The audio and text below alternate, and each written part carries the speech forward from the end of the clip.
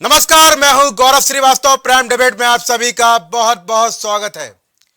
आज की महत्वपूर्ण चर्चा विषय कांग्रेस की हुंकार, जगह आरएसएस का नागपुर। मैं इसलिए कहा क्योंकि नागपुर को इसी हिसाब से देखा भी जाता है। जिस तरह से नागपुर में जाकर कांग्रेस अपना 139वां स्थापना दिवस को मनाया है, उससे स्पष्ट हो गया है कि आगे की लड़ाई के में भी, केंद्र में भी नागपुर हमेशा से रहा है और रहेगा। क्योंकि यहां पर जिस तरह से बातें कही गई हैं कि तैयार हैं हम, आज से कांग्रेस ने अपने लोकसभा की शुरुआत कर दी, कैंपेनिंग की शुरुआत कर दी है। और जिस स्थान पर स्थापना दिवस मनाया गया, उस मैदान का नाम रखा है भारत जोड़ो मैदान। और जो स्लोगन है कैंपेनिंग का, जो आधार है, उसका आधार है तैयार हम। राहुल गांधी पहुंचे, कांग्रेस के राष्ट्रीय अध्यक्ष मल्लिकार्जुन खड़गे पहुंचे, प्रियंका गांधी वाड्रा पहुंची, राजीव शुक्ला पहुंचे, तमाम बड़े नाम वहां पहुंचे। और जिस तरह वहां पर भीड़ दिखाते हुए, व्यवस्था बनाते हुए बीजेपी सरकार का हमला बोला गया, स्पष्ट करता है कि कांग्रेस अब यहां पर चुनावी लड़ाई के लिए कमर कस चुकी है।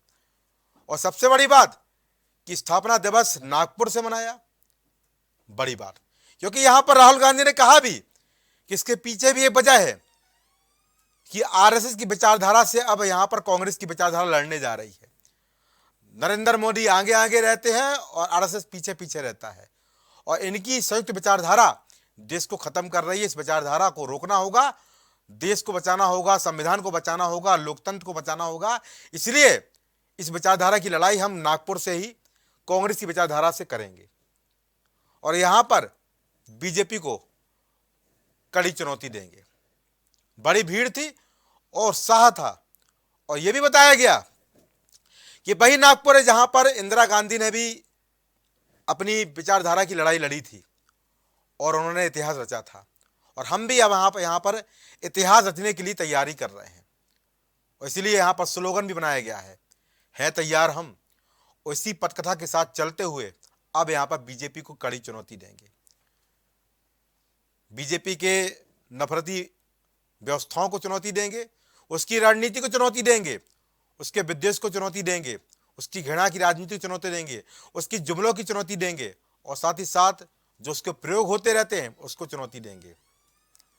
यहां पर जिस तरह से कांग्रेस ने नागपुर में अपनी हुंकार भरी है, ये हुंकार के मायने क्या है? आरएसएस के गढ़ से कांग्रेस की हुंकार, कितना है कांग्रेस तैयार? यही चर्चा विषय है। क्योंकि यहां पर हुंकार की शुरुआत हो चुकी है। जहां एक तरफ कांग्रेस नागपुर से हुंकार भर रही है, तो यहां पर सुभाषपा ने भी इटावा से हुंकार भर दी है। भली लड़ाई यहां पर किसी भी मुद्दे की हो, पर हुंकार होती है। और किसी भी पार्टी को हम नजरअंदाज नहीं कर सकते हैं। लोकसभा चुनाव में हर पार्टी की यहां पर महत्वपूर्ण भूमिका है। और यहां पर निश्चित रूप से जिस तरह से गठबंधन है एनडीए के 38 दलों का और आईएनडीआईए के 28 दलों का, उसके बाद यहां पर लड़ाई गठबंधन के बीच में भी है, सिद्धांतों के बीच में भी है। और यहां पर जिस तरह कांग्रेस बोल रही है कि विचारधारा के बीच में भी है, और विचारधारा की लड़ाई जीतेगी या व्यवस्थाओं की लड़ाई जीतेगी। महत्वपूर्ण चर्चा में हमारे साथ मेहमान जुड़ चुके हैं। आप सबको रूबरू करा दूं। भारतीय जनता पार्टी से देशबंधु दीक्षित अपनी बात रखेंगे, कांग्रेस से जयप्रकाश पांडे अपनी राय देंगे, कपिल श्रीवास्तव समाजवादी पार्टी से अपनी राय देंगे, प्रवक्ता सुभाषपा से राघवेंद्र द्विवेदी अपनी राय देंगे, और टीएस राही जी राजनीतिक विशेषज्ञ रूप में अपनी चर्चा करेंगे। आप सभी का इस कार्यक्रम में बहुत बहुत स्वागत है। तो जो मेरा पहला सवाल रहेगा वो कांग्रेस से रहेगा। जयप्रकाश भाई, हुंकार भर दी आपने, हुंकार का गढ़ भी आपने अलग चुना है, नागपुर। यहां पर कहा गया है कि विचारधारा से विचारधारा की लड़ाई, ये कौन सी विचारधारा है जिसको पलटने जा रहे हैं? और आपकी कौन सी विचारधारा है जिसको लेकर अब आप 24 की हुंकार भरते नजर आ रहे हैं? जवाब आप दे दीजिए। देर में सर भेजता हूँ। देखिए, नागपुर को जहाँ तक मतलब कहिए कि कांग्रेस का 138वां वर्ष है, उसकी स्थापना के लिए जो कार्यक्रम हुआ है, ठीक जी,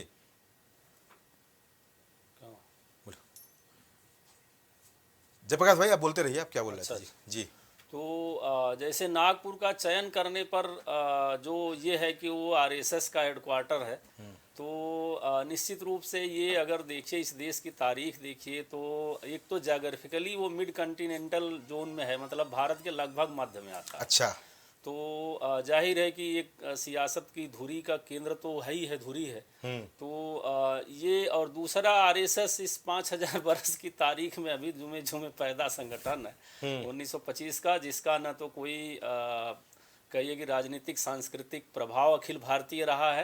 अब ये जरूर है कि उनका तो जन्म ही नफरत की संस्कृति के लिए हुआ है। अब उनके बजाय ये है कि हमने नागपुर वो बड़ा ऐतिहासिक विदर्भ का बहुत बड़ा सेंटर रहा है, भारतीय संस्कृति का भी रहा, और भारतीय राष्ट्रीय कांग्रेस की अगर तारीख देखेंगे तो वहाँ बहुत बड़े आंदोलन हुए हैं जी। तो इसलिए मुझे लगता है कि वो चयन इसलिए नहीं हुआ है कि आरएसएस का हेडक्वार्टर बन गया है, या आज उनका देश में जिस तरह का वर्चस्व दिखता है, क्योंकि सत्ताधारी दल के वही एक तरह से वैचारिक मार्गदर्शक हैं। वैचारिक क्या है, अब तो खुलेआम उन्हीं की संतति है बीजेपी, स्वीकार होता। तो वो एक अलग इशू है। जहाँ तक आपने ये पूछा कि कौन सी लड़ाई लड़ेंगे, तो ये तो स्वाभाविक है कि इस देश में जो आरएसएस की विचारधारा है वो गोडसे की विचारधारा। अच्छा। और कांग्रेस को तो बचाने की जरूरत नहीं है कि वो महात्मा गांधी को की मतलब के नक्शे कदम पर चलती हमारे नेता रहे, राष्ट्रपिता भी हैं, तो पूरे देश के हैं। तो लड़ाई तो वैचारिक ही मूलता है। और ये जरूर है कि अगर देखा जाए कांग्रेस की जो तारीख रहे 138वें मतलब स्थापना दिवस पे हमारे नेताओं ने जो संबोधित किया है, तो देखिए तमाम देश में राजनीतिक दल हैं और सबका अपना योगदान है, लेकिन ये है कि कांग्रेस की तारीख भारत की तारीख है। अगर भारत की मतलब स्वराज के संघर्ष को आप देखेंगे तो वहाँ कांग्रेस एक संज्ञा नहीं है, बल्कि स्वराज के संघर्ष का सर्वनाम है। तो ये अगर उसके बरक्स इनको देखेंगे, केवल स्वराज के संघर्ष का ही नहीं है कि अखिल भारतीय स्तर पे मतलब कांग्रेस की 1885 से 1947 तक जो भूमिका रही है, भले उसमें कुछ आंचलिक धाराएं रही हैं और गांधीवादी नीतियों से पृथक रह के भी लोग रहे हैं, लेकिन फिर भी मुख्य जो कहिए कि मुख्य धारा थी वो तो कांग्रेस ही सदारत करती थी। अच्छा। और उसके बाद जो राष्ट्र निर्माण की भूमिका रही है, और हम आपको बता दें कि कांग्रेस का जो महत्व है वो इसलिए बढ़ जाता है, और कि जब भारत का विभाजन हुआ था तो जाहिर है कि जो आज आरएसएस और बीजेपी की नफरत वाली संस्कृति है, इसी सोच के जिन्ना थे। अच्छा। और उस समय देश का विभाजन हुआ था, इससे ज़्यादा तलखी थी। फिर भी हमारे जो राष्ट्र नेता थे उस समय, जो राष्ट्र निर्माता थे, मतलब नेहरू जी थे, पटेल थे, कलाम साहब थे, तो इन लोगों ने बड़ी दूरदर्शिता दिखाते हुए पाकिस्तान की प्रतिक्रिया में कहिए कि भारत में भी एक तालिबानी संस्कृति को नहीं अपनाया, मतलब जबकि वो बड़ा आसान था।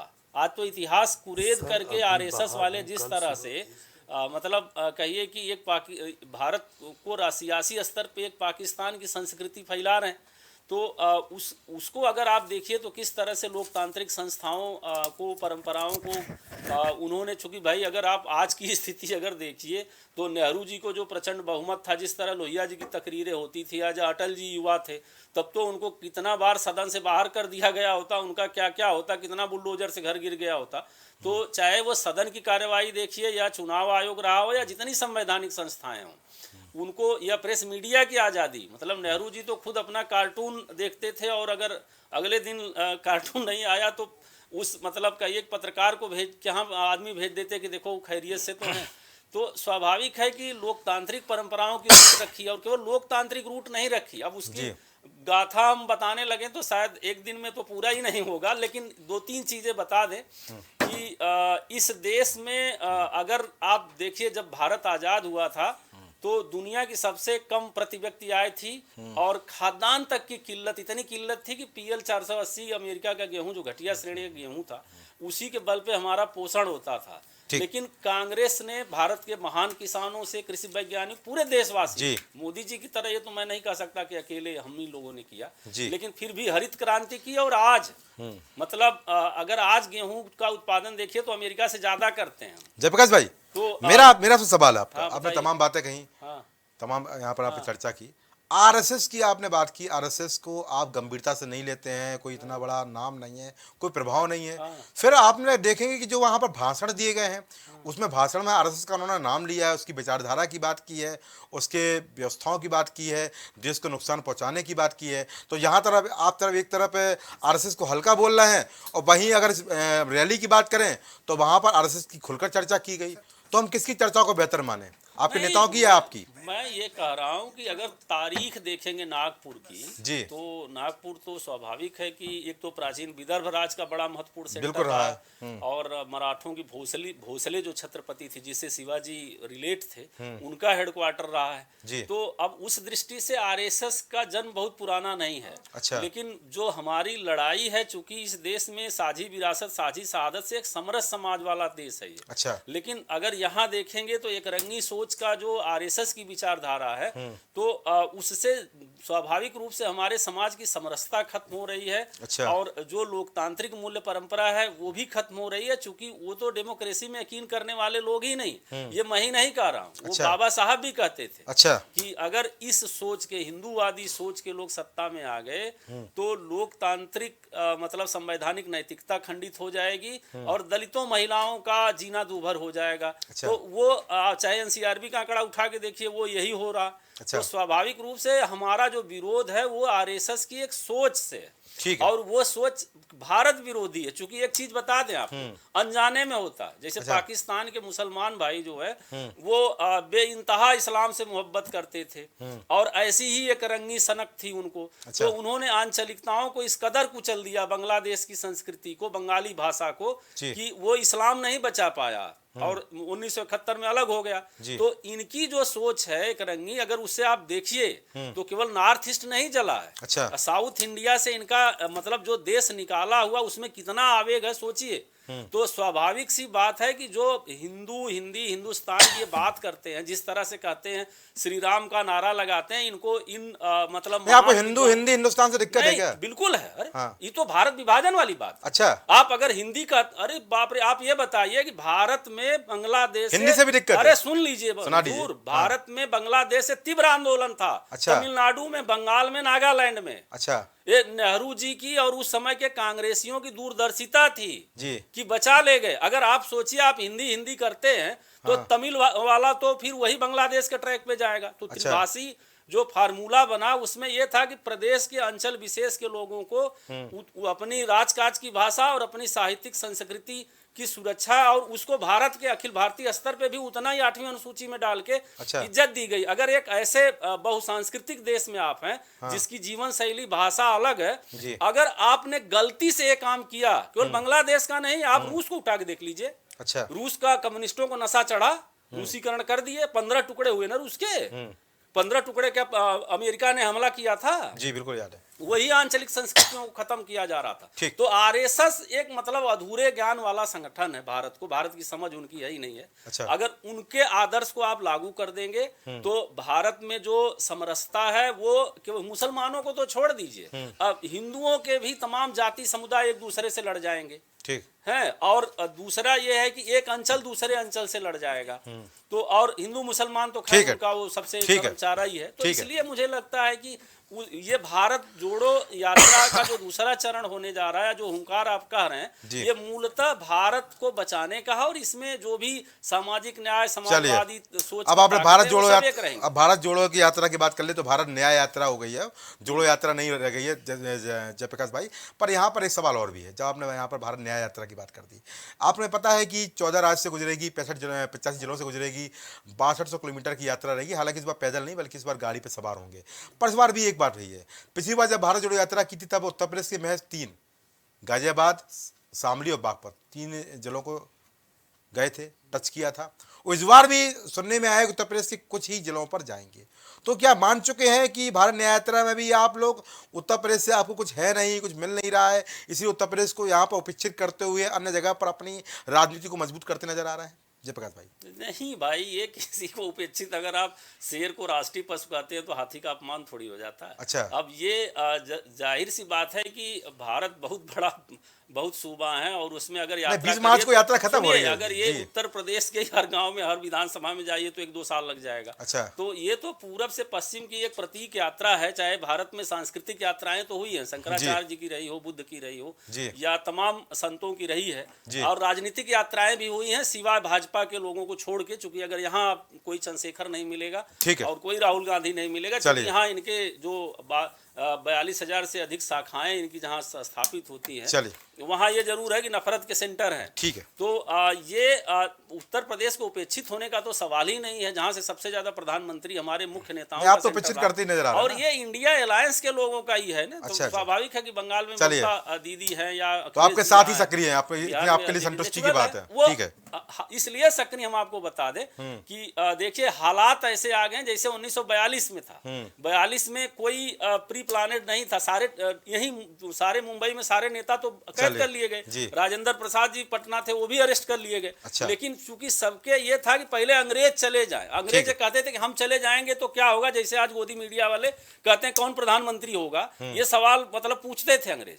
तो जाहिर है कि गांधी जी ने कहा आप लोग मीडिया पे कटाक्ष क्यों कर देते हैं भाई? गांधी जी ने कहा आप लोग सब लोग अपने आप को प्राइम मिनिस्टर प्रमोट कर रहे हैं, कटाक्ष मीडिया पे कर देते हैं। जो है सारे लोग मतलब उसमें कहने की जरूरत ही नहीं है। जो भी भारतीयता चाह रहा, सामाजिक न्याय विरासत चाह रहा, वो इनसे मुक्ति चाह रहा। ठीक है। तो इसलिए सब लोग एक मंच पे हैं, उसमें पर गोदी मीडिया पे आरोप मुझे समझ में नहीं आया जबकि भाई, क्योंकि तमाम पार्टियों के लोग अपने अपने नेताओं को पीएम का दावेदार बता रहे हैं। तो अगर मीडिया ने पूछ लिया तो कौन सी गलती कर दी? मैं बता दूं, मीडिया इस देश का, मैं कई बार बता चुका हूं आपको कि कांग्रेस ही नहीं, इस देश की तारीख अगर पढ़ेंगे तो शायद ही कोई नेता रहा हो, चाहे ये पहला कांग्रेस का जहां स्थापना हुई थी उसमें भी दादा भाई नौरोजी थे या वाचा थे या राणा डे थे, या उसके बाद जितने भी लोग थे, तिलक गोखले से लेके आप कहिए कि गांधी जी, इनके बाद वाली टीम जितनी भी रही है, नेहरू जी से पटेल तक, कलाम साहब, कोई ऐसा नेता बड़ा नहीं था। बाद में लोहिया दीनदयाल जी तक परंपरा जाती है, चरण सिंह तक। शायद कोई व्यक्ति हो जो नियमित मतलब किसी पत्रिका का या पत्र का संपादन न किया हो, लेखन न किया हो,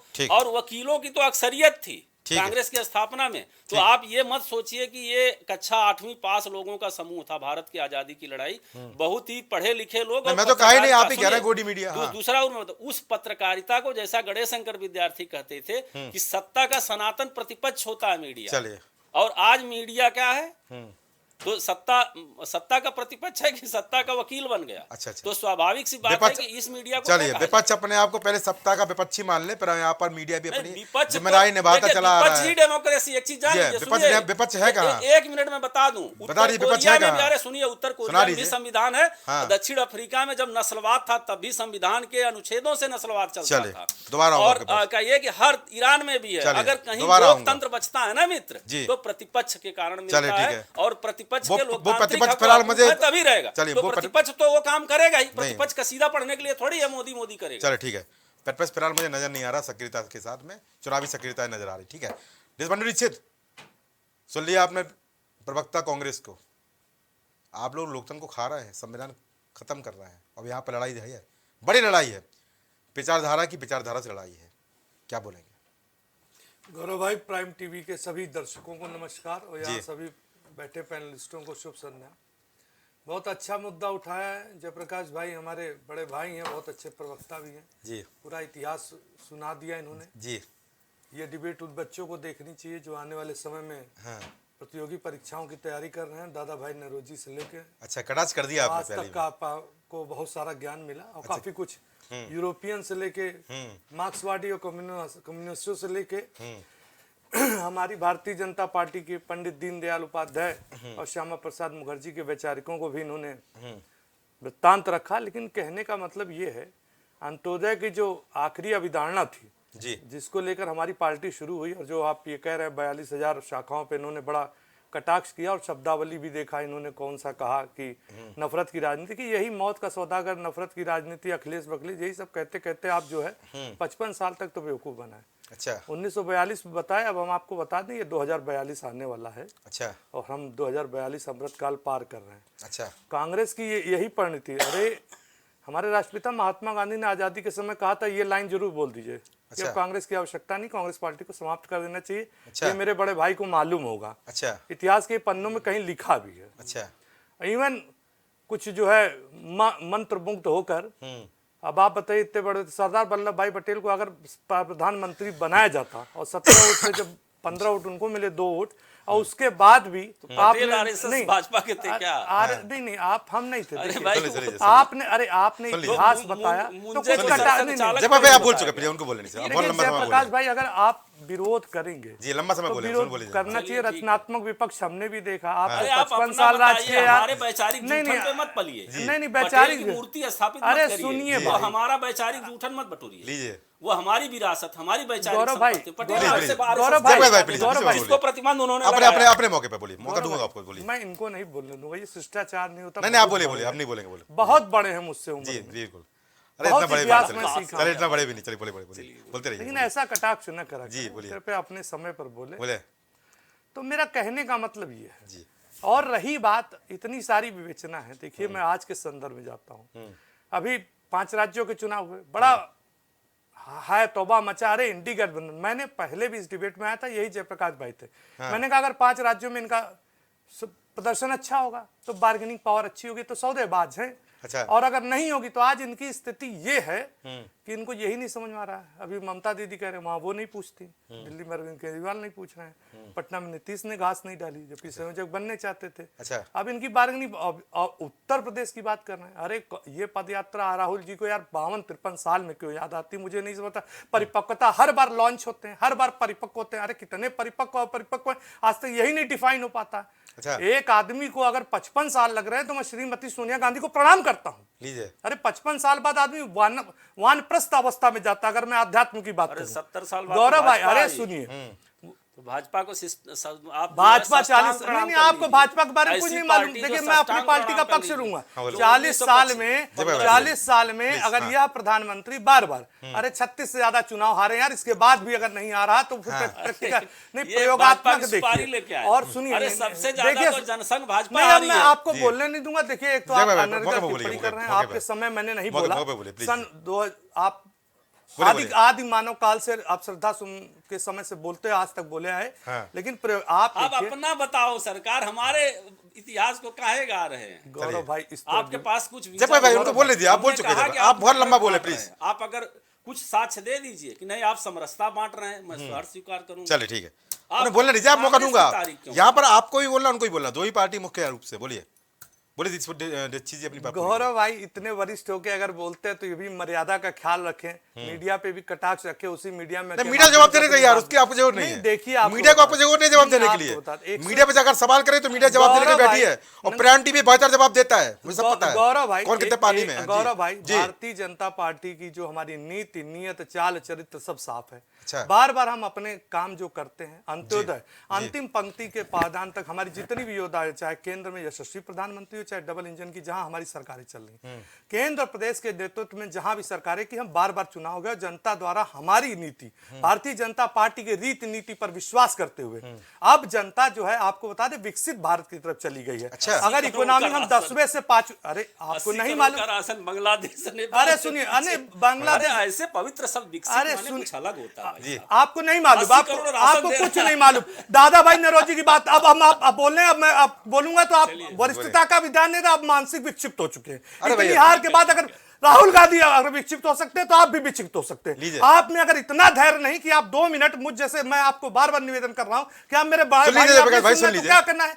आप जयप्रकाश बार बार सुन चुनाव में लीजिए। जाते हैं। जी। अच्छा, मैं जयप्रकाश भाई अगर कह दूं, मैं चुनौती देता हूं, हाँ। 2024 में अगर हार जाएंगे तो आप राजनीति से संन्यास ले लेंगे, बोल दें। बोलिए। और मैं बोल रहा हूं 2024 में मेरा प्रधानमंत्री तीसरी बार लाल किले से तीसरी बार प्रधानमंत्री की शपथ लेता, अगर नहीं लेगा तो मैं राजनीति छोड़ दूंगा। लीजिए। बोल दिया आप ये सब। बोलिए। लेकिन केवल मैं इस बात पे बोल रहा हूं कि हमारे यशस्वी प्रधानमंत्री, यशस्वी मुख्यमंत्री ने वो काम किए हैं, जनता के द्वारा चुने गए वो फैसले लिए हैं, जिससे भारतीय जनता पार्टी जनता से भारत कनेक्ट को है। जानते कमरे हैं। के अंदर ट्विटर करने से, पैदल यात्रा करने भारत से को कुछ मैं नहीं होता। जानते हैं। चलिए, हो गया। 2,000 करोड़ के घोटाले निकल रहे हैं, कभी एक शब्द नहीं। 2004 से 14 तक इतना ऐसा प्रधानमंत्री रहा जिसके घोटालों का सरकार पर्यावाची बना रहा। इतने वित्त का चलिए, हो गया। बड़ा विशेषज्ञ, लेकिन वो एक भी चलिए, हो गया, डिसीजन नहीं ले चलिए, हो पाया। गया, चलिए। सुनिए, यथार्थ में दम होना चाहिए। आज युवा पीढ़ी अगर कांग्रेस का नाम लेती है तो भ्रष्टाचार की द्योतक है, पर्यावाची है, समानार्थी है, चलिए, हो उसके गया। अलावा कोई शब्द नहीं है। चलिए, हो गया। बात आप पानी पी करते लीजिए हैं, वो आप। सारी निरर्थक बातें। चलिए, हो आप गया। जनता के बीच जाइए, अगर भाई हम चलिए, हो जनता के गया। बीच जाते हैं, चलिए, हो हमारा गया, एक पानी एक पी लीजिए कार्यकर्ता जाता है,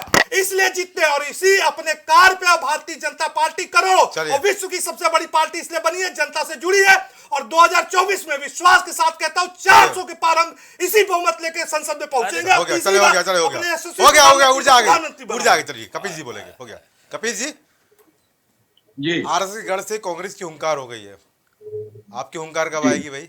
मैं तो आपकी हुंकार का वेट कर रहा हूँ, आप कौन से गढ़ से हुंकार करेंगे? जी टीम इंडिया में कांग्रेस भी है, टीम इंडिया में हम लोग भी है। अच्छा ये चलो, आज सबकी तो मिली बड़े जुली हुंकार है, कोई ऐसी अच्छे मन बात से नहीं। बोल रहे हैं, लगता समझौता हो गया है, आज प्यार आ रहा है बात आपको कांग्रेस समझौते पर। की जी नहीं है। जी देखिए एक बात बताऊंगा, जी कोई भी एनर्जी अगर आपको आणविक लेनी है जी। तो उसके परमाणु विखंडन की क्रिया से और परमाणु संलयन की क्रिया से, जी दो ही क्रियाएं हैं जी जिनसे जो है आप एटॉमिक एनर्जी को प्राप्त करते हैं। जी तो देखिए, जो जिसको आप आरएसएस का गढ़ कह रहे हैं, जी ये वही आरएसएस का गढ़ है जिसने 55 वर्षों तक इस देश के तिरंगे को मान स्वाभिमान सम्मान नहीं दिया।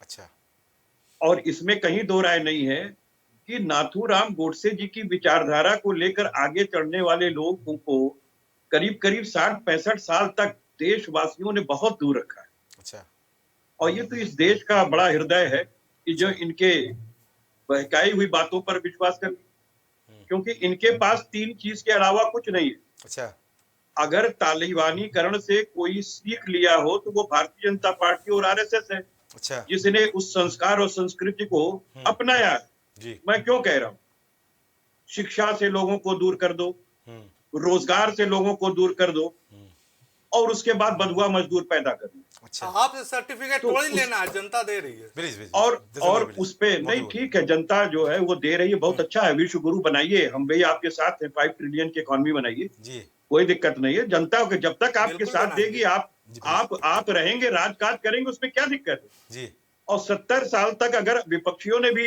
65-60 साल तक किया है, जिनके आप 60-65 साल को कोसते हैं, तो उस पर भी तो प्रश्न चिन्ह खड़ा होता है कि उनको भी तो जनता नहीं बैठाया था, कोई पाकिस्तान के नागरिकों ने आके थोड़ी ना बैठाया। बिल्कुल सत्य कहा आपने।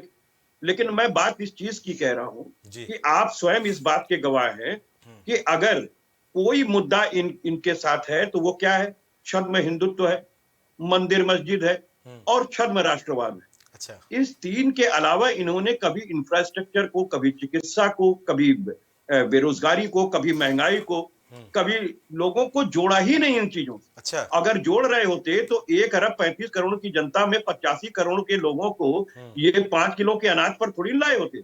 और वो भी बता दे, जिस एक्ट के माध्यम से ये प्रोवाइड कर रहे हैं वो एक्ट भी इनका लाया हुआ नहीं। बिल्कुल देश में जितने इंफ्रास्ट्रक्चर है जिनको ये यूज करने की कोशिश करते हैं, वो भी अब, पहले तो ये था कि पब्लिक सेक्टर के लिए यूज होता था, अब ये प्राइवेट सेक्टर के लिए उसको इस्तेमाल करते हैं। तो ये देश समझेगा, ऐसा नहीं है। हम लोग की भी कमियां हैं, हम नहीं समझा पा रहे हैं। जितने बढ़िया ये बहला फुसला ले रहे हैं, हम उतनी जनता को नहीं समझा पा रहे। अच्छा क्योंकि जनता त्वरित लाभ देख रही है कि भाई 5 किलो का अनाज मिल रहा है, शौचालय मिल रही है, चाहे आधी अधूरी हो, पानी आवे चाहे ना आवे। जी 1,75,000 रुपए में कौन सी आप किसको छत दे रहे हैं। और वो छद्म आवरण ये बताने के लिए तैयार नहीं है कि जिन भी बैंकों से आवासीय ऋण हुआ है जी उसमें ये एक सर्टिफिकेट जो है उससे एफिडेविट ले लेते हैं और उसमें 1,75,000 रुपए उसके 20 साल की ईएमआई में सूद पर छोड़ करके और उसको प्रधानमंत्री आवास घोषित कर देते हैं। जी तो ये जो चालबाजी है इनकी, ये पूरे देश तक नहीं अगर पहुंचा पा रहे हैं हम लोग, अच्छा तो उसमें बिल्कुल हमारे संगठन के साथ साथ जो हमें मीडिया का सहयोग नहीं मिल रहा है, क्योंकि मीडिया की भी अपनी मजबूरी है लीजिए। कि उसको आज के युग में गोदी मीडिया बनने के लिए विवश होना पड़ता है। अच्छा अभी मीडिया क्योंकि पे भाई आ- आपको एड समाजवादी पार्टी से मिलेगा नहीं, अच्छा आपको सरकारी एड ही मिलेगा, और जी। सौभाग्य से इनकी सरकार चल रही है, जी तो वहीं से आपको लेना आपकी मजबूरी है, आप भी अच्छा। वेतन के लिए काम कर रहे हैं। अच्छा। लेकिन हकीकत इस बात की है कि जिस तरीके से बेरोजगारी पे बात होनी चाहिए, क्या बात हो रही। और मैं ये अच्छा। पूछ रहा हूँ, सिर्फ हमको एक सारे लोग अपने हृदय पे हाथ रख करके कहेंगे, जब राम मंदिर जो है वो सुप्रीम कोर्ट के फैसले से मिल रहा है, हेलो 1949 में पहला बार अखिल भारतीय हिंदू महासभा के राष्ट्रीय अध्यक्ष दिग्विजय नाथ जी लेकर आए जी और वो प्लेंट पहली थी, फिर धर्मदास जी की थी जो कि अयोध्या के ही संत हैं, और तीसरी जो है शंकराचार्य जी। जी इन तीनों जी के वर्डिक्ट, और आगे रामलला विराजमान भी हुए, अन्य न्यास समितियां भी आई। जी लेकिन आप देखिए इन तीनों ही के जो राष्ट्रीय अध्यक्ष हैं, जैसे चक्रपाणी महाराज हैं, धर्मदास महाराज हैं, शंकराचार्य जी है, उनको इन्विटेशन तक नहीं है, जिनके वर्डिक्ट पर ये मिल रहा है राम मंदिर। अच्छा। और ना ही ट्रस्ट में उनको जगह दी गई। ट्रस्ट में किसको जगह दी गई है? जो बापू की हत्या में आरोपी रहे, उनको महासचिव बनाया गया। जिन्होंने बकायदा 20 लाख की जमीन 10 मिनट की रजिस्ट्री में, इधर पहले 20 लाख की जमीन की रजिस्ट्री हुई, फिर 20 लाख वाले ने तुरंत 15 मिनट में इनको रजिस्ट्री कर दी 2 करोड़। कोई जांच नहीं, रामलला की अमानत में खयानत।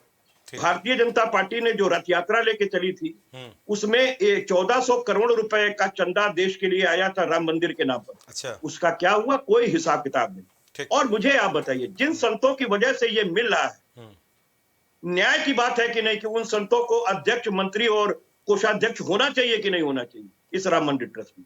अरे वो तो छोड़ दीजिए, आमंत्रण नहीं है प्राण प्रतिष्ठा में महाराज, आमंत्रण नहीं है। अच्छा। क्या लाल कृष्ण आडवाणी जी पृथ्वी पे हैं कि नहीं है? हमें नहीं पता, अगर आप लोग को पता हो तो बताइए। बिल्कुल है।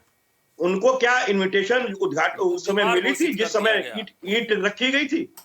मैं सिर्फ आपको एक बात बता रहा हूं जी, ये छलिए हैं, छल करना इनका काम है। अच्छा, छलिए हैं। सुप्रीम कोर्ट के वर्डिक्ट पर प्लेंट पर आया हुआ राम मंदिर का राजनीतिकरण कर रहे हैं। क्या ये हिंदुत्व है? क्या ये सनातन परंपरा है? ठीक। सनातन परंपरा में क्या देश के अंदर नारेबाजी को जगह है कि सुमिरने को जगह है? ठीक है। तो बात इस चीज की है, आज हम लोग इनकी नफरत की राजनीति को समाप्त करने के लिए एकत्र हुए हैं। लोकतंत्र बचाने की लड़ाई है, संविधान बचाने की लड़ाई है, क्योंकि ये जब हिंदुत्व और सनातन का मुद्दा आता है तो इसमें ये एकत्र जो आपने कहा एकत्र हुए, पक्का हुए ना, ये मध्य प्रदेश चुनाव वाला स्थिति तो नहीं होगी ना? आपस में बाद में फिर कटाक्ष बयान तो नहीं आएंगे दर्द भरे, फिर आप लोग एक दूसरे को कोसते नजर आए थे, मेरी तमाम डिबेटों में है। देखिए, एक बात मैं आपको स्पष्ट रूप से बता दीजिए। हाँ। जो वक्त काल परिस्थितियां सामने आती जी, उसमें लड़ लेते हैं। भारतीय जनता पार्टी से इस देश को खतरा है। अच्छा, ठीक है, इसमें कहीं दो राय नहीं। चलिए, हो गया, चलिए ठीक है। हमारे साथ प्रवक्ता सुभाषपा राघवेंद्र द्विवेदी है।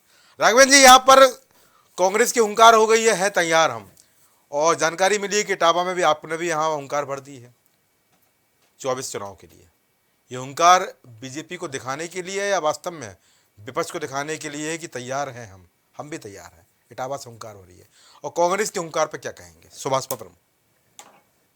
गौरव जी, पहले तो बहुत बहुत धन्यवाद। मैं आपके टीवी पर पहली बार आया हूँ जी, और जितने पैनलिस्ट हैं सभी भाइयों के साथ मैं बैठ चुका हूँ जी।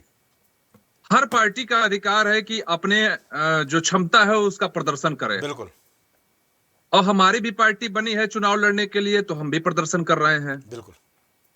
हमारे दर्शकों को थोड़ा सा बैक जाके देखना चाहिए। कांग्रेस के बड़े भाई बहुत प्रबुद्ध वर्ग से आते हैं और बहुत ज्ञानी हैं। जिस कांग्रेस के प्रवक्ता और कांग्रेस पार्टी को हिंदी और हिंदुस्तान से दिक्कत हो, ऐसे पार्टी को क्या देश की जनता अपना वोट देगी? क्या मुझे तो नहीं लगता है। और एक राहुल गांधी को बार बार लॉन्च करना, कभी उत्तर से दक्षिण, कभी पूरब से पश्चिम, और इतना बड़ा राज्य जहां पे 40 लोकसभा की सीटें हैं उत्तर प्रदेश, उसको ये नजरअंदाज कर देते हैं। 10 साल केंद्र में सरकार रहा, तब भी ये टेढ़ी आंखों से देखे। और जब विधानसभा आता है तो नए नए स्लोगन के साथ आते हैं। 27 साल यूपी बेहाल, अच्छा, लड़की हूं लड़ सकती हूं, लेकिन होता क्या है, लड़की ने ऐसा लड़ा कि 7 सीट से 2 सीट पे, 403 विधानसभा की सीटें हैं और 7 से 2 पे ला दी।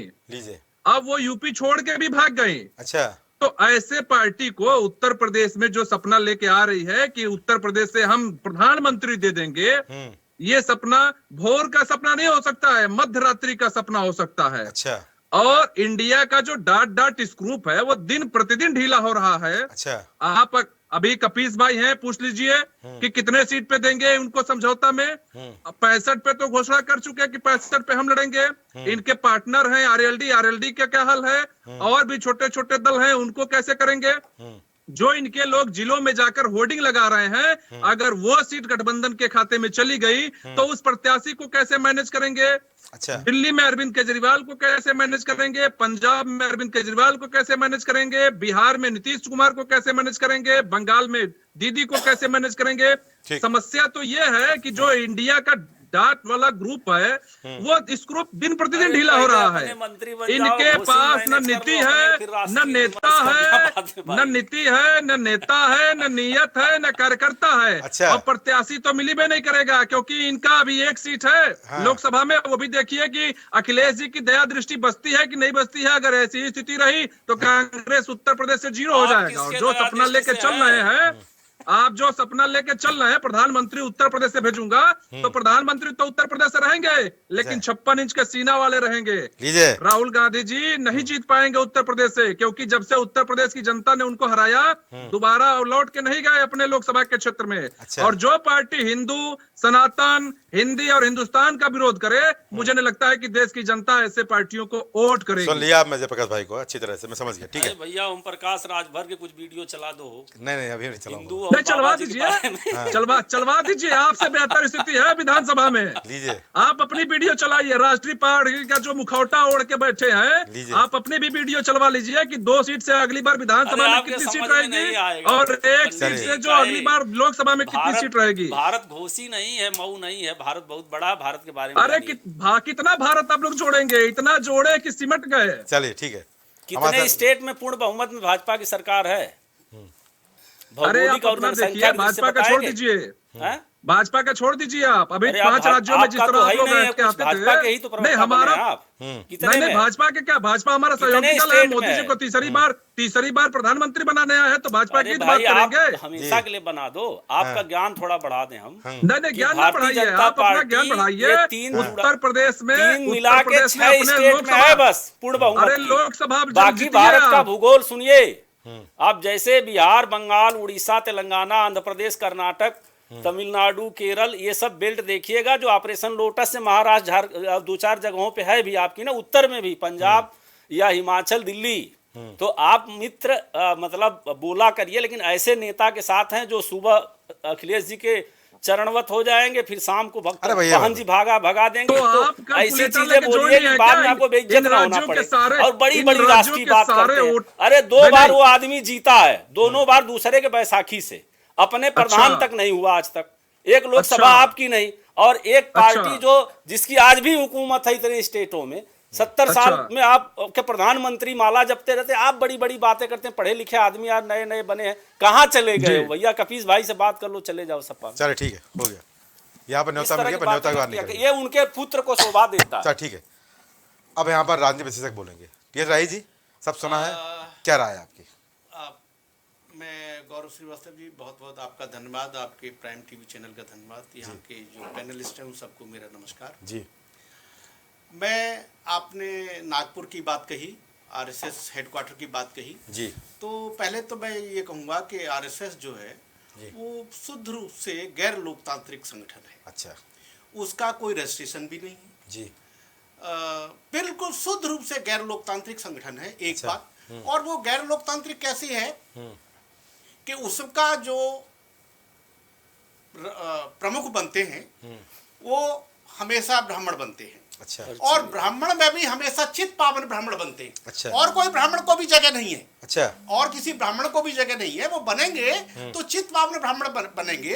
तो आरएसएस जो है शुद्ध रूप से गैर लोकतांत्रिक संगठन है। अच्छा। उसकी वो तो, और जो लोग गैर लोकतांत्रिक लोग होते हैं वो निश्चित रूप से आप समझिए कि देश के हितैषी नहीं होते। अच्छा। समाज के हितैषी नहीं होते। अच्छा। वो सिर्फ अपने कुछ लोगों के हितैषी होते हैं। तो पहले तो मैं कहूंगा कि आरएसएस जो है शुद्ध रूप से गैर लोकतांत्रिक संगठन है। ठीक है।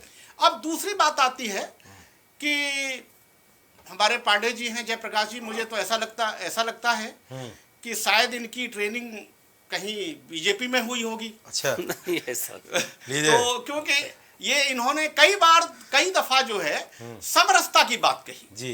जो समरसता की जो बात है, तो समरस जो, क्योंकि आरएसएस की दिया हुआ शब्द है, सही शब्द तो समता है। अच्छा। जिसमें सब लोगों को मतलब इक्वल अपॉर्चुनिटी होती है। बिल्कुल इक्वल अपॉर्चुनिटी होती है। लेकिन जो समरसता की बात है उसमें क्या है कि वो ये जो गैर लोकतांत्रिक संगठन है वो ये चाहता है कि इस देश में सारे रस रहने चाहिए। मतलब सारे रस का मतलब सारे वर्ग, सारी जातियां, सारे छोट बड़ा, ये मतलब ये लोग जो जिनको छोटे अब तक बढ़ाए रखा था वो सारे के सारे लोग छोटे ही रहने चाहिए, उनको इक्वल अपॉर्चुनिटी नहीं मिलनी चाहिए। अच्छा। एक बात तो ये। अच्छा। अब बात आती है नागपुर की। नागपुर में आपको बता दूं कि नागपुर जो है बौद्धिस्टों का बहुत बड़ा गढ़ है। अच्छा।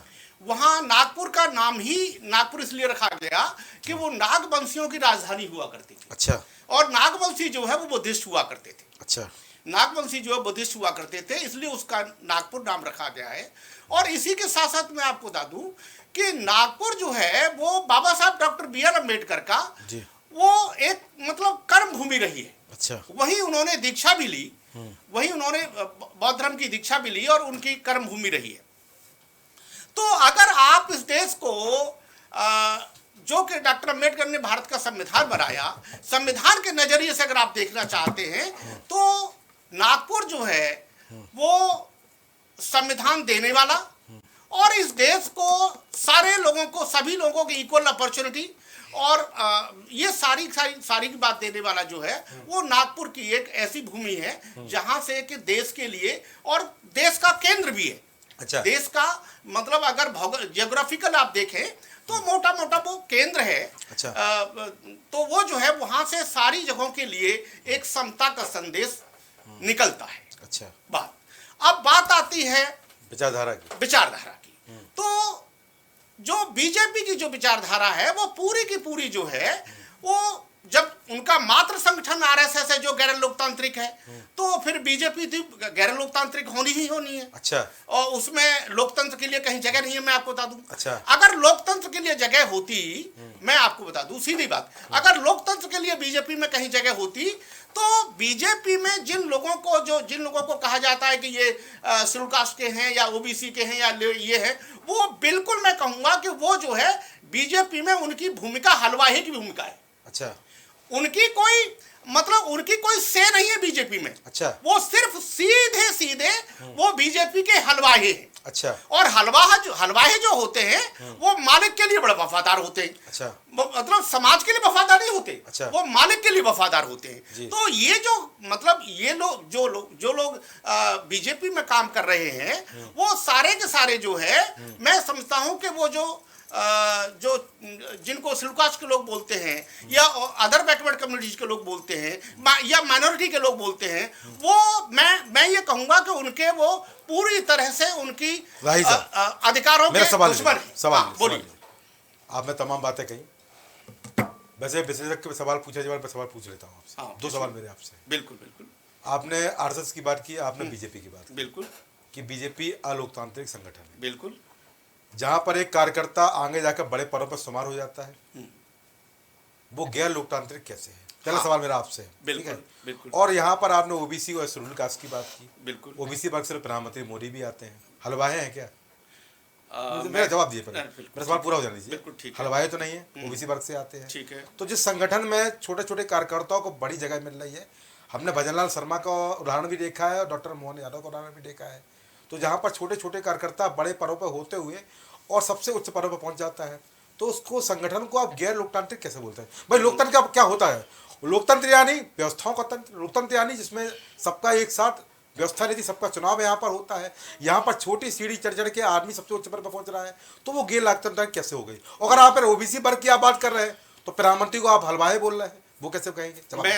मैं इसका जवाब देता हूँ। बिल्कुल जवाब दीजिए। देखिए, प्रधानमंत्री जी जो हैं वो उन्होंने अपने आप को ओबीसी घोषित किया है। अच्छा। उससे पहले जो है जब उन्होंने उनकी जो कास्ट है वो उससे पहले अगर उनका आप प्रोफेशन देखें तो उनका प्रोफेशन जो है वो बहुत सारे लोग कहते हैं कि मतलब ये उनका घी का बिजनेस हुआ करता था। घी का बिजनेस। अच्छा। और घी का बिजनेस जो है और घी के बिजनेस में और हमारे नॉर्थ इंडिया में जो तेल का जो लोग काम करते हैं उनको तेली बोला जाता है। उनको तेली बोला जाता है। लेकिन गुजरात में प्रधानमंत्री मोदी की जो जात है वो पहले जनरल कास्ट में हुआ करती थी। अच्छा। और बड़ी स्मार्टली उन्होंने क्या किया कि उनको पता था कि जिस तरह से राजनीति की वो धुरी चल रही है। अच्छा। उस तरह से मुझे जो है उन्होंने मोदी शब्द को ओबीसी में करा लिया। हाँ बिल्कुल। उन्होंने उनके आने के बाद ओबीसी में मोदी आया है। नहीं बिल्कुल सही बात है। अच्छा। जब वहां के मुख्यमंत्री यानी प्रोफेशन के हिसाब से जाति तय होने लगी। बिल्कुल सही कह रहा हूं मैं आपसे। अच्छा। एक बात। दूसरी बात मैं आपको बता दूं कि मैंने जो हलवाई की बात कही है, बीजेपी में होता वही है, जैसे एक रामायण में चौपाई है ना, होगा वही जो राम रच राखा, क्यों कर तर्क बड़ा वैसा का। ठीक है, तो बीजेपी में होता वही है जो संघ चाहता है। अच्छा, प्रधानमंत्री जी भी यहाँ कुछ, प्रधानमंत्री जी मतलब चलिए, उनको चलिए। ऐसा पोज किया जाता है कि जो कुछ कर रहे हैं वो प्रधानमंत्री जी कर रहे हैं, ठीक। लेकिन होता वो है जो जी, संघ चलिए चाहता आपने है। डाइवर्ट कर दी बात। चलो ठीक है, प्रवक्त भाजपा बोलेंगे, बोलिए। गौरव भाई, पहले तो इस बात पे मैं कड़ी आपत्ति कर रहा हूँ कि जी। उन्होंने प्रधानमंत्री के लिए ऐसे शब्द कहा। बिल्कुल। अब मैं दूसरा उत्तर दे दूं, बहुत वरिष्ठ हैं जी और प्रिंसिपल साइंटिस्ट हैं, इन्हीं के शब्दों में कहूंगा, जी, थाली में रोटी का किस्सा न होता अगर जगत में किसान का हिस्सा न होता। आप समझ रहे हैं, आप प्रिंसिपल साइंटिस्ट हैं, थाली में रोटी का हिस्सा न होता अगर जगत में किसान का हिस्सा न। हलवा जो होता है भगवान होता है, अन्नदाता होता है। अच्छा। आप बहुत प्रिंसिपल साइंटिस्ट हैं और सुनिए, अगर प्रधानमंत्री के लिए ऐसे शब्दों का उच्चारण, यही इनकी मानसिकता है। अच्छा, और आपको बता अच्छा, दूं- इनकी मानसिकता भी आ और गई। यही बता दो, और अभी हमारे कांग्रेस के प्रवक्ता बोल रहे थे कि कौन सी मानसिक- मानसिकता? कांग्रेस के हैं क्या ये? देखिए, टीएस राय कांग्रेस के साहब। प्रवक्ता अभी हमारे महानुभाव बोल रहे थे, हाँ। जैसी जिसकी मानसिक विक्षिप्तता हो जाती ना, वही कहे ना, बड़ा शोक चौपाई। एक श्लोक मैं भी बता दूं, हाँ। जैसी दृष्टि वैसी सृष्टि, और वही पोथी पोथी पढ़ पढ़ पंडित भया न कोय। अच्छा। ढाई अक्षर कबीर को प्रेम बोल रहे हैं, का आपका पढ़े कबीर सो से क्या पंडित लेना होय। देना? अच्छा। कभी जनता से प्रेम की भी दो भाषा कर ली होती। अच्छा। नोटों की मशीनें गिनते गिनते, हाँ। लाल टोपी की बादशाह बड़ा ज्ञान दे रहे थे हमारे कपीश भाई। हाँ। अरे भाई, पर्याय हो गई हैं, दंगे अब थक गया है, उत्तर प्रदेश अब थक गया है। कहाँ आप बात करते हो, जनता को काहे नहीं समझाते हो? अखिलेश भैया से निवेदन है, आप निवेदन करिए, जनता के बीच जाएं, कमरे के अंदर ट्विटर ना करें। अच्छा। कभी मैं उनको देखता नहीं हूँ जनता अभी के भैया बीच। नहीं, अभी फिलहाल। अरे शायद चले शिवपाल गए। चाचा यही कहते हैं, जनता के बीच जाओ, कभी कमरे भाई से चले नहीं गए होता शायद। है। और आप जो ज्ञान दे रहे थे, बार बार कह रहे थे मौत का सौदागर और ये वो, आप आरएसएस की रीत नीति नहीं, त्याग करना। दधीची ने हड्डियां दी तो देश के लिए की। नेताजी सुभाष चंद्र ने आईएएस का अगर पद त्यागा, और आपको बता दूं, आजादी की लड़ाई में अगर अहिंसा का उतना दो दल थे, चाहे आपने देखा होगा, एक ने हिंसा का मार्ग अपनाया, एक अहिंसा ने। इतिहास उस बात की पृष्ठभूमि है। कोई भगत सिंह को, कोई नेताजी सुभाष चंद्र को, कोई आजम को, किसी को गलत नहीं समझता। लेकिन आपको बता दे, आप लोग ने ये जो नफरत की, आप तो बहुत, कपीश भाई मेरे से कम अरे कभी वो चले गए हैं। अरे नहीं, सपा क्या के बोल प्रवक्ता रहे हैं? कांग्रेस चले गए। नहीं, सुनिए, हाँ। हजारों बार गौरव भाई इन्होंने पूछा प्रश्न, अच्छा, मंदिर कब बताएंगे, डेट नहीं बताएंगे। अभी बहुत अरे मंदिर वाला मुद्दा नहीं है भाई। ट्रस्ट डेट बंद नहीं, देखिए इतिहास गवाही दे रहा, डेट मुद्दा डाइवर्ट मत करिए। हाँ। धारा 370 का एक खत्म हो जाएगी, आग लग जाएगी, यही कांग्रेस के प्रवक्ता हमारे महानुभाव प्रवचन देते थे। अब वो अच्छा। वीडियो उठा के दिखा लीजिए, क्लिप इन्हीं की चला के दिखा दीजिए। वो तो 55 साल में अभी परिपक्व है, ये इनकी उम्र पता नहीं क्या है, 55 है 65 है। लेकिन मैं बता रहा हूं, 40 साल में परिपक्वता का एक लेवल होता है। 30 साल के बाद बाप भी कहता है, 25 साल छात्र जीवन होता है। अच्छा। 4 चरण जीवन के होते हैं, बाल्यकाल, चलो पूछो, जवाब दे दो, जवाब, समय कम है, समय लेकिन कम है। आपको बता दूं गौरव समय भाई, कम है। और रही बात जो इन्होंने कहा हरवा, अगर हरवा ना होता तो रोटी नहीं खाते। अरे जीवन भर आपने नौकरी की, प्रिंसिपल साइंटिस्ट पद रहे, बड़े भाई रहे, आपसे ज्ञानवर्धन हो सकता। लेकिन अगर प्रधानमंत्री के लिए ऐसे शब्दों का यूज करेंगे तो वो गलत नहीं। प्रधानमंत्री बार बार, आपको बता दे, आज 22 साल हो गया सार्वजनिक जीवन में, और कोई ऐसा चुनाव नहीं कांग्रेस हरा पाई, और न सपा हरा पाई, और न अन्य विपक्षी दल। चले, पूछो जहां जगह जहां भाई। गए उन्होंने अपने काम किए, जब भाई आप बोल सकते जनता, हैं। और यही मोदी की गारंटी है चलिए। कि वो जो कहते हैं चलिए, वो हो गया। करते हैं, और हम चलिए। डिलीवरी देने में विश्वास करते हैं। अच्छा। और देखिएगा 2024 में फिर हम पूर्ण और अरे कांग्रेस प्रचंड बोल रही है बहुमत से तैयार सरकार हम। बनाएंगे। कांग्रेस बोल रही है तैयार हम। अरे कांग्रेस की तैयारी क्या है, खत्म है। आपको बताएं, 4 तो सीट नहीं मिलेगी, 65 में वो लड़ेंगे, 15 में 2 सीट अगर दे दें, वो भी अगर राहुल जी लड़ना चाहे अमेठी रायबरेली तो मिल जाएगी। वो भी वो लड़ना नहीं चाहेंगे, मुझे मालूम है। वायनाड उन्नाड कहीं से किसी तरह वो सोचेंगे कि संसद में पहुंच जाए, इससे ज्यादा चलो ठीक परिपक्वता है, लेवल नहीं। जयप्रकाश भाई, बहुत यहाँ पर कहा गया, अब जवाब दे दीजिए भाई। देखिए, 2 चीज मुझे लगता है कि नहीं, जवाब इनके पास है ही नहीं। है ही नहीं। पहले मैंने कहा, अच्छा। अगर आज अगर ये कांग्रेस के महानुभाव कह दें कि 2024 में नहीं आएगी, तो युवा राजकुमार हाँ। राहुल गांधी जी राजनीतिक संन्यास ले लेंगे और जयप्रकाश जी फिर राजनीतिक प्रवक्ता बन के चैनल पे नहीं आएंगे। ये मेरी छोटी सी अनुरोध है। उसका चुनौती मेरी है कि अगर 2024 में मेरे प्राइम मिनिस्टर नहीं आए तो मैं राजनीतिक से संन्यास ले लूंगा। ये तो मुझसे वरिष्ठ भी हैं, मेरे लिए तो बहुत सारे तमाम रास्ते हैं, लेकिन इनके लिए तो राजनीति, ये मेरी खुली चुनौती है इनके चैनल पे। और अगर ये है और दृढ़ विश्वासी है, 50 साल 100 साल 55 साल अगर इन्होंने इतिहास किया तो ये चुनौती स्वीकार करें। और मैं आपको बता रहा हूं 4 महीने बाद गौरव भाई फिर इसी चैनल में आएंगे। जब हार जाएंगे ईवीएम खराब है, लोकतंत्र खतरे में है, ये है, वो है, वो पागल हो गए थे, अखिलेश हो गए थे, ललका पियरका हो गया था, पियरका ढोलका हो गया था। तो वही वाली होता है जैसे वो चीज। जफर भाई बोलिए आप। अरे प्रतिज्ञा तो प्रधान नहीं, आपको मैं चुनौती दे रहा, आप ये शब्द कहिए, आप बहुत सारा चीज बोले, जवाब चुनौती स्वीकार करिए। नहीं है ना, बोलो पहले। नहीं आप भी तो बोल रहे थे, नहीं आप भी तो इंटरप्ट कर रहे थे। इंटरप्ट करेंगे तो हमारी आवाज तेज। नहीं कोई इंटरप्ट, आपकी आवाज नहीं तेज। ठीक है बोलिए। तो ये आदमी अपने प्रधान सेवक से आग्रह कर ले, वहां पहुंच नहीं आप पाएगा। प्रधान सेवक, आप वो भी प्रधान सेवक भी बार-बार आके चैनलों पे झूठ परोसते हैं। और सुनिए आप बहुत बार भाई जवाब ले लीजिए, ऐसे मत करिए प्लीज, बोलिए। जिसको कोई ज्ञान ही नहीं। अच्छा सुनिए, आपके ज्ञान की मैं प्रभुता कहता रहा हूँ, आपके ज्ञान है तो आप अपने विवेक बताइए कि कांग्रेस ने इतना अच्छा कार्य किया, आप चुनौती स्वीकार करिए कि आप राजनीतिक प्रवक्ता के पद से त्याग दे देंगे कांग्रेस पार्टी करने वाले आदमी को बुला लिया। आप सुन लीजिए रेजवान भाई, कितना बोलेंगे? नहीं मैं बोल रहा हूँ, जवाब भाई बोलिए। बहुत कुछ बोला, हैसियत क्या है? आपने भाजपा के बारे में बहुत कुछ बोला। जवाब भाई बोलिए। अरे ये आदमी देखिए, ये नहीं देखिए, नहीं पहले तो शब्दों इसका आवाज बंद करो, इसको चैनल पे बहुत मर्यादित हो गए। देशबंधु भाई आप शांत रहिए, देशबंधु भाई आप शांत रहिए तब तो बोलेंगे। जब आप लगातार बोलेंगे तो कहाँ बोल पाएंगे? आपने सवाल की जवाब तो लेना लीजिए। आपने प्रतिज्ञा की बात की, चुनौती की बात की, अब वो स्वीकार करें नहीं कर रहे, उन्हें मौका तो लीजिए आप 2 मिनट के लिए, समय कम हो रहा। बोलिए जयपाल भाई, बोलिए। बोले आप नहीं बोलेंगे, बोलिए आप नहीं बोलेंगे। देश मन की बात सुन, चलिए बोलो, आप काहे शर्मा रहे हैं? बोलिए। चलिए यहाँ पर चर्चा खत्म हो चुकी है, चूंकि यहाँ पर सबने अपनी अपनी बात कह दी और जिस तरह यहाँ पर चर्चा हुई सबने एक दूसरे पर जमकर आरोप लगाया, पर किसी ने भी ये बात नहीं की कि विचारधारा की लड़ाई में जनता को क्या मिलेगा, जनता के लिए क्या करने वाले हैं। बीजेपी से लड़ेंगे, आरएसएस की विचारधारा से लड़ेंगे, लोकतंत्र को बचाएंगे, जनता के लिए कौन लड़ेगा ये अभी तक किसी ने नहीं बताया। सबने अपनी अपनी चर्चा की, सबने अपनी अपनी बातें की, पर यहाँ पर सबसे महत्वपूर्ण बात है जनता की। जनता की विचारधारा नहीं है, जनता की केवल सोच है और जनता के कष्ट है और समस्या है। उस समस्याओं की विचारधारा अगर कोई रखेगा तो निश्चित रूप से यहाँ पर बदलाव भी होगा।